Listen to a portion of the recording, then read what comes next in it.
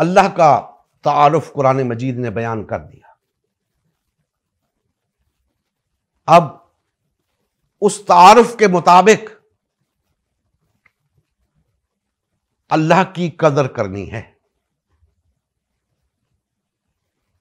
اور اللہ کی قدر کیا ہے؟ ظاہر سی بات ہے کہ اللہ کو وہ مقام دینا جس کے وہ لائق ہے، یہ ہے اللہ کی قدر کرنا۔ اللہ کو وہ مقام دینا جس کے وہ لائق ہے۔ میں نے بہت تفصیلی بات مختصراً کہہ دی ہے۔ آج اپنی زندگیوں پر نظر دوڑائیں، ہماری زندگیوں کے اندر اللہ کا کیا مقام ہے؟ کچھ بھی نہیں۔ معاذ اللہ، ہمارے ہاں اللہ کی کوئی حیثیت نہیں۔ ہم اللہ کو ایک طرف رکھ کے ہم کہتے ہیں جو ہم کہہ رہے ہیں وہ ٹھیک ہے، جو ہم چاہتے ہیں وہ ٹھیک ہے، اور جب اللہ کی بات کی جائے تو کہا جاتا ہے کہ اللہ پر تو ہم ایمان رکھتے ہیں، اللہ کو ہم اپنا خالق و مالک مانتے ہیں، اللہ کو ہم اپنا رازق مانتے ہیں۔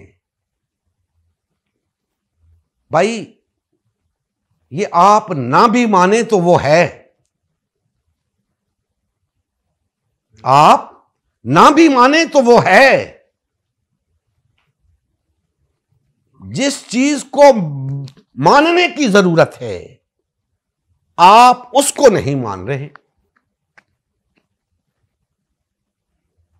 اور وہ ہے اللہ کی حاکمیت۔ اسے نہیں مانتا انسان، اس کی خالقیت کو مانتا ہے، اس کی مالکیت کو مانتا ہے، اس کی رازقیت کو مانتا ہے، اس کی حاکمیت کو نہیں مانتا۔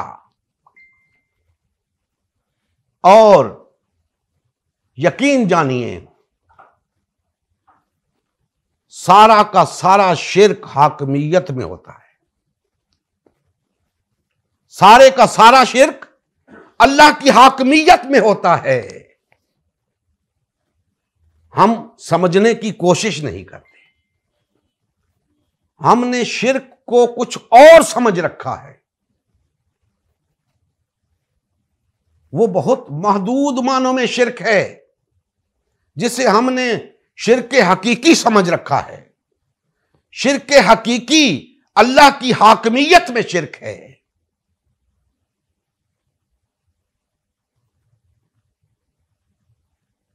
اور دوستان محترم،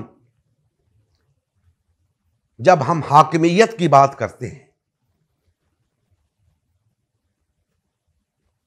تو اس دنیا کے اندر حاکمیت ایک ایسی چیز ہے جو سب سے زیادہ قابل قدر ہے، جس کی حاکمیت اس پوری کائنات کے اوپر ہے۔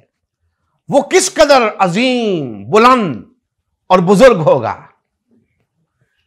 کہ اس روئے زمین کے اوپر جو ایک چھوٹا سا خطہ ہے، اس کائنات کے اندر اس زمین کی حیثیت ایک ذرے کے برابر بھی نہیں، اور اس زمین کے اوپر ہمیں بے شمار حاکم نظر آتے ہیں، صاحب حیثیت نظر آتے ہیں، صاحبان قدر نظر آتے ہیں، ان کی قدر ہوتے ہم دیکھتے ہیں۔ تو وہ جو اس پوری کائنات کا حاکم ہے وہ کس قدر عظیم شان کا مالک ہوگا، کس قدر بلند ہوگا، اور اس کی قدر کا مقام کیا ہوگا۔ اس کی قدر کا مقام تو یہ تھا کہ تمام انسانیت جس طرح کی پوری کائنات اس کے سامنے سر بسجود ہے، تمام انسانیت بھی اس کے سامنے سر بسجود ہوتی۔